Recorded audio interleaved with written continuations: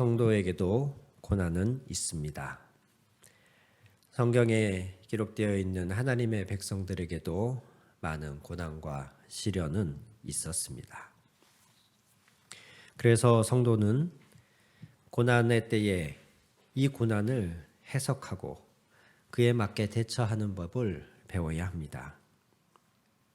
오늘 읽은 본문을 통해서 우리가 이 부분을 더 고민하고 하나님의 인도하심을 받고 더 고난에 잘 대처해서 하나님의 복을 누리고 하나님의 살아계심을 증거하는 우리가 되기를 원합니다.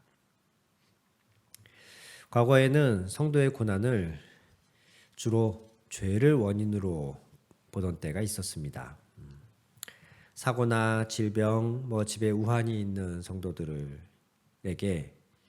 뭔가 지은 죄가 없는지 기도해봐라. 이런 조언을 많이 할 때가 있었어요.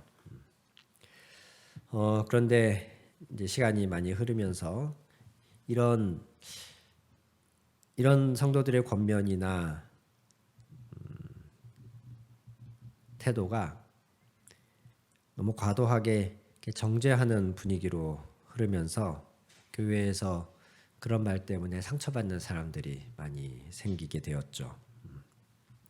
그래서 지금은 대체로 교회 안에서 고난당하는 성도들, 갑자기 어떤 사건이나 사고 등으로 어려움을 당하는 성도들에게 이런 조언을 잘 해주지 않아요. 죄가 있나 기도해봐라. 하나님께 잘못한 거 없나 기도해봐라. 이제는 이런 얘기는 잘 하지 않고 공감해주고 위로해줘야 한다. 라는 그런 분위기가 지금은 형성되어 있어요.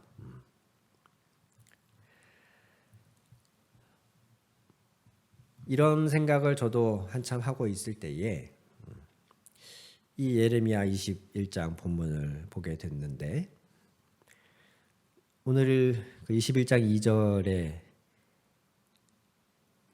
왕의 명령을 받고 선지자인 예레미야에게 기도 부탁을 하러 온 두 사람의 이 말을 봤을 때 너무나 익숙하고 너무나 은혜롭고 너무나 공감 가는 말이었어요. 예레미야 21장 2절에 보니까 두 사람 스바냐 제사장과 바수훌이 예레미야에게 이렇게 기도 부탁을 합니다. 제발 우리가 멸망하지 않도록 주님께 간절히 기도하여 주십시오. 바빌로니아 왕 느부갓네살이 우리를 포위하여 공격하고 있습니다. 네, 이게 그 당시에 유다 왕국의 상황이거든요. 유다 왕은 지금 유다는 현재 나라가 망하기 일보 직전이었습니다. 강력한 바벨론 왕국이 이 땅을 지금 침략하고 있었거든요. 행여 주님께서 예전에 많은 기적을 베푸신 것처럼 우리에게도 기적을 베풀어 주시면 느부갓네살이 우리에게서 물러갈 것입니다. 우리도 이런 식의 기도 부탁을 하거나 또 기도 부탁을 받거나 하지 않습니까? 제가 이러이러한 어려움에 처해 있습니다. 하나님이 과거에 역사하셨던 하나님이 지금도 살아계신 줄 믿습니다. 그 하나님이 역사해 주시면 지금 저희의 문제가 해결될 줄 믿습니다. 꼭 기도해 주십시오. 이런 식으로 기도 부탁을 하고 기도 부탁을 받고 우리가 하잖아요. 굉장히 공감이 되고 은혜롭게 보이는 말인데 이들의 기도 부탁에 대한 하나님의 반응은 좀 뜻밖입니다. 예레미야 21장 10절에 보면 나는 복을 내리려고 해서가 아니라 재앙을 내리려고 이 도성을 마주보고 있는 것이다. 이 도성은 바빌로니아 왕의 손에 들어갈 것이고 그는 이 도성을 불질러 버릴 것이다. 나 주의 말이다.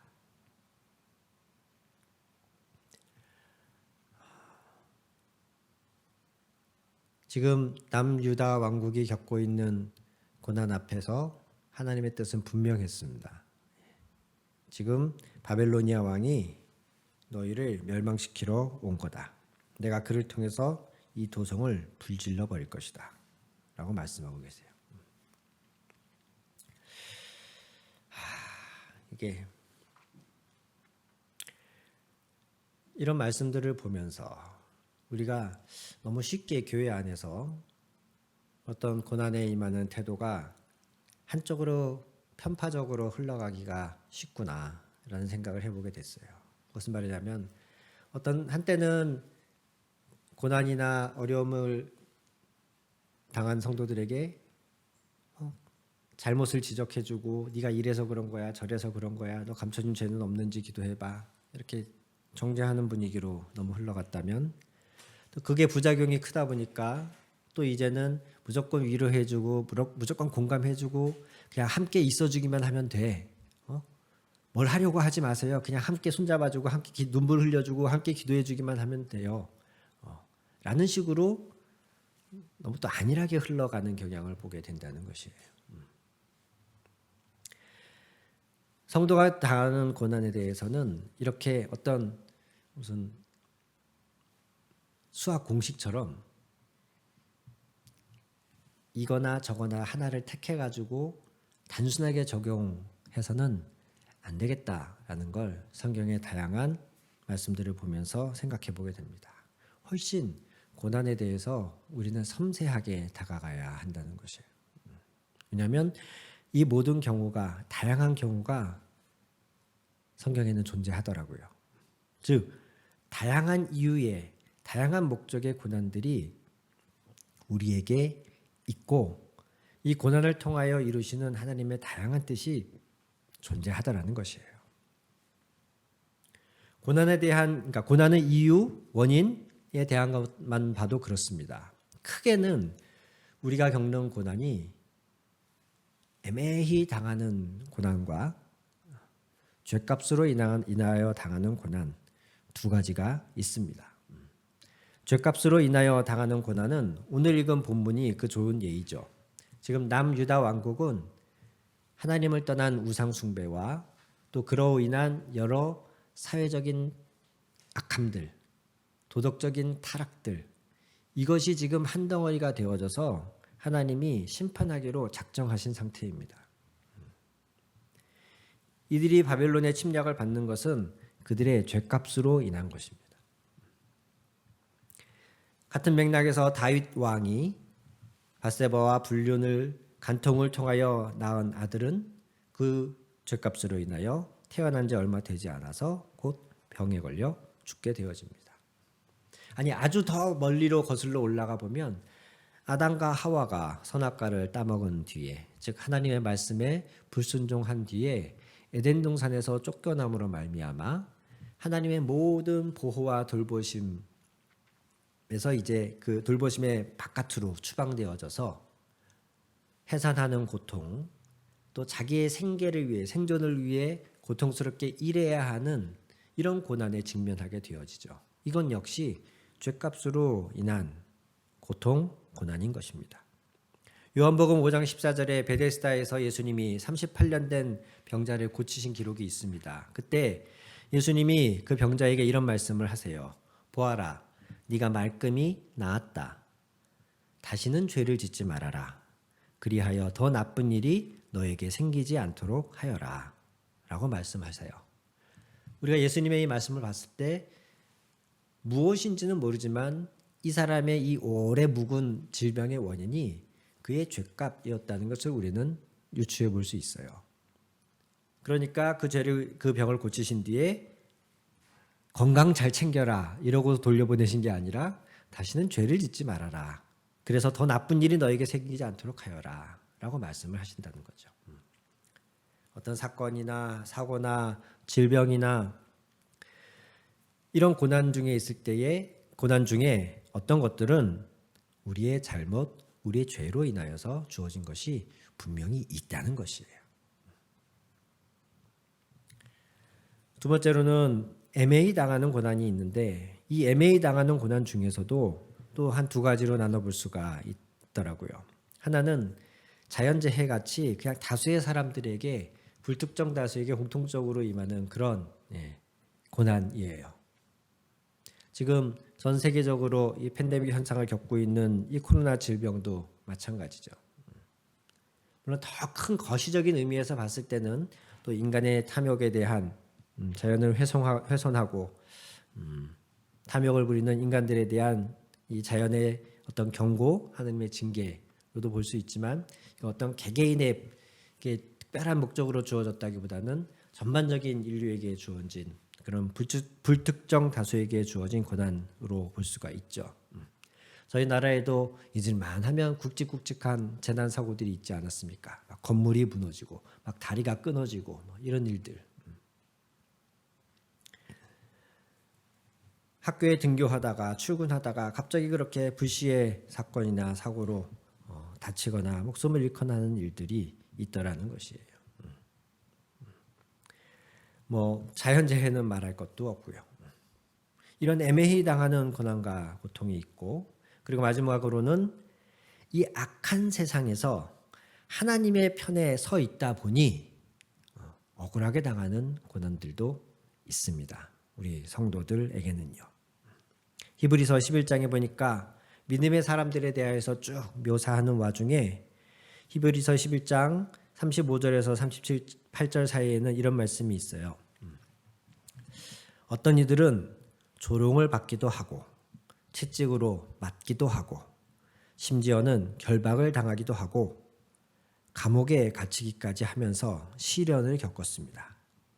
또 그들은 돌로 맞기도 하고 톱질을 당하기도 하고 칼에 맞아 죽기도 하였습니다. 그들은 궁핍을 당하며 고난을 겪으며 학대를 받으면서 양과 염소의 가죽을 입고 떠돌았습니다. 지금 말씀드린 게 믿음을 떠난 하나님을 배반한 사람들의 얘기가 아니고 이 땅에서 믿음을 지키려는 사람들이 겪은 일을 기록한 것이라는 거예요. 조롱받고 채찍으로 맞고 결박당하고 감옥에 갇히고 심지어 돌로 맞고 톱질을 당하게 칼에 맞아 죽기까지 하는 그런 일들이 우리 하나님의 사람들에게는 일어나더라는 것입니다. 이유는 단 하나죠. 그들이 세상의 원리와 원칙과 가치관에 순응하지 않고 하나님의 진리 가운데 서 있으려 했기 때문인 것이죠. 이런 애매한, 더 나아가서 억울한 고난이 우리 그리스도인들에게는 있을 수 있습니다.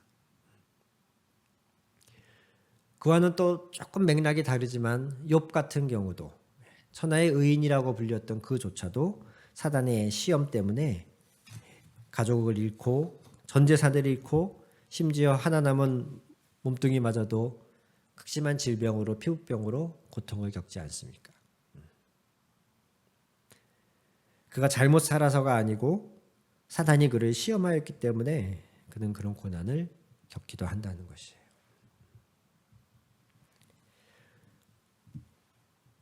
오늘날 우리에게도 다양한 이유에서 다양한 원인으로 고난이 주어집니다. 그렇기 때문에 우리는 어떤 한 가지 이유로 모든 고난을 해석하면서 모든 고난 앞에서 죄를 회개하라고 종용한다든가, 반대로 마땅히 회개해야 될 죄 때문에 고난을 겪고 있는 사람에게 그저 마음의 위로만 주고 공감만 해주는 것으로 덮어주려는 것, 이것은 잘못된 태도인 것입니다. 결국엔 모든 고난을 겪는 사람들은 자신에게 주어진 고난의 이유와 그 목적을 가지고 알기 위해서 각자가 하나님 앞에 정직하게 나아가야 합니다.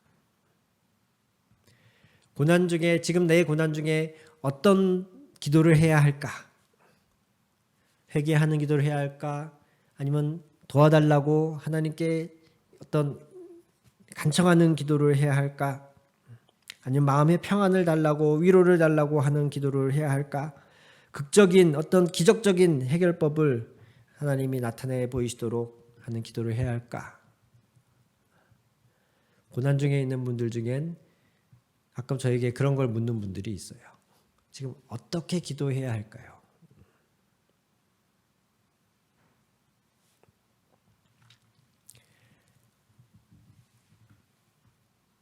모든 사람의 다양한 고난에 딱 맞는 정답 같은 것은 존재하지 않습니다. 제가 모범 답안지를 이렇게 가지고 있으면서 어떤 사람의 고난에 딱 붙어 이거는 A-1번 유형. 그래가지고 거기에 맞는 딱 이런 말씀이나 어떤 이런 식으로 기도하세요 라는 해답을 드릴 수가 없습니다. 그러면 혹시 그렇게 물으실지 모르겠어요. 그러면 어떻게 뭐 그렇게 딱 부러지게 기도할 수 있는 방법이, 기도의 내용이 정해져 있지 않다면 뭐 도대체 어떻게 기도하란 말입니까? 기도를 하란 말입니까? 말란 말입니까? 라고 묻는 분이 혹시 계실지 모르겠어요. 그런 분들에겐 이렇게 말씀드리고 싶어요. 지금 나의 이 고난의 이유와 목적을 모르기 때문에, 나의 이 고난에 딱 맞는 기도의 내용과 방법을 모르기 때문에 그것을 알기 위해 기도하십시오 라고 말씀드리고 싶어요. 하나님 앞에 정직하게 나의 있는 고통과 아픔을 쏟아놓는 기도, 동시에 하나님이 내게 말씀하소서 내가 듣겠나이다 하는 기도, 동시에 내가 겪고 있는 그 어떤 고통과 고난도 나를 돌보시고 나를 지키시려는 하나님의 의지와 능력보다 크지 않습니다 라는 믿음의 기도. 그러면서 더 나아가서는 내가 이 모든 것을 통하여 주님을 더 알게 되기를, 주님을 더 사랑하게 되기를 원합니다 라는 기도. 결국엔 어떤 사람의 어떤 고난에 딱 맞는 기도가 처음부터 존재하지는 않지만 그 사람이 기도를 시작하면 그 기도가 점점 그 사람에게 필요한 기도, 하나님이 그 사람을 통하여 받기를 원하시는 그 기도로 변해갈 것이에요. 하나님이 그렇게 이끌어 갈 것이에요. 그것을 위해서 기도하셔야 됩니다. 막막하고 답답하고 속상하고 뭐 쉬는 밖에는 나오지 않는 상황에 처한다 할지라도 그래도 기도를 일단 시작하셔야 됩니다. 야고보서 5장 13절에 있는 이 말씀, 이 너무나 단순한 말씀이 그래서 사실 모든 고난의 해법이에요. 고난을 당하는 사람이 있습니까? 그런 사람은 기도하십시오. 딱 맞는 기도법이 찾아질 때까지, 누가 그걸 알려줄 때까지 그냥 망연자실 앉아만 계시지 말고 일단은 기도라는 걸 시작하십시오. 하소연이든 원망이든 불평이든 그냥 눈물 섞인 울부짖음이든 뭐가 됐든 기도를 시작하십시오. 고난당하는 사람은 기도부터 시작하십시오. 그러면 그 기도를 통해서 하나님이 내 죄 때문에 온 고난이라면 그걸 말씀해 주실 거예요. 반면에 욥처럼 애매히 당하는 고난, 과거 우리의 믿음의 선조들처럼 우리의 신앙을 지키기 위해 억울하게 당하는 고난이라면 그 고난을 이겨낼 평안과 위로를 우리에게 주실 거예요. 필요하다면 하나님이 바울을 감옥에서도 건져내시고 한 것처럼 기적적으로라도 우리의 그 문제를 해결하실 거예요.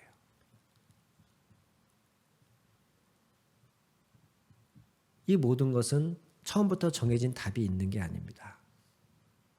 워낙에 다양한 상황과 다양한 이유와 다양한 목적을 가지고 하나님이 일하시기 때문에 처음부터 정해진 답을 기대하고 기도를 시작하려고 하시면 실패합니다. 그저 우리는 기도하는 것으로 시작을 할 수 있습니다.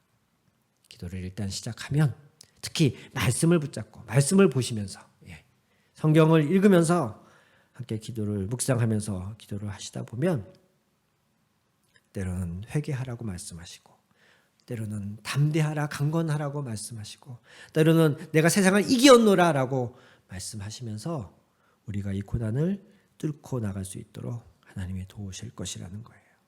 그리고 결과적으로는 이 모든 고난의 끝에서 우리가 욥이 그랬던 것처럼 내가 지금까지는 하나님을 귀로만 들었었는데 내가 지금까지 알아온 하나님은 귀로 들은 하나님 정도였다는 거예요. 그런데 그 모든 고난을 겪고 나서 욥이 뭐라고 말하냐면 내가 이제는 하나님을 눈으로 봅니다 내가 이제는 하나님을 눈으로 봅니다. 고난이 없었다면 결국 고백할 수 없었던 말이죠. 그래서 시편 119편 71절에서도 고난을 당한 것이 내게 오히려 유익하게 되었습니다. 그 고난 때문에 나는 주님의 율례를 배웠습니다. 주님의 법도를, 주님을 더 알게 되었습니다. 라고 말한다는 것이에요. 사랑하는 성도 여러분, 고난 중에 계시다면 기도하십시오. 어떻게 기도해야 할지 모를 그때에 더 필요한 것이 기도입니다. 기도를 할 수 있도록 도와주는 것이 기도입니다. 기도를 통해서 우리는 우리의 간절한 뜻을 하나님께 아뢰 수 있고, 동시에 지금의 상황을 이해하고 해석하고 헤쳐나갈 수 있는 지혜와 뜻을 하나님을 통하여서 들을 수 있는 것, 이게 기도입니다. 고난당하는 분 계시다면 기도하십시오. 기도가 모든 일의 시작입니다. 우리 함께 기도하겠습니다.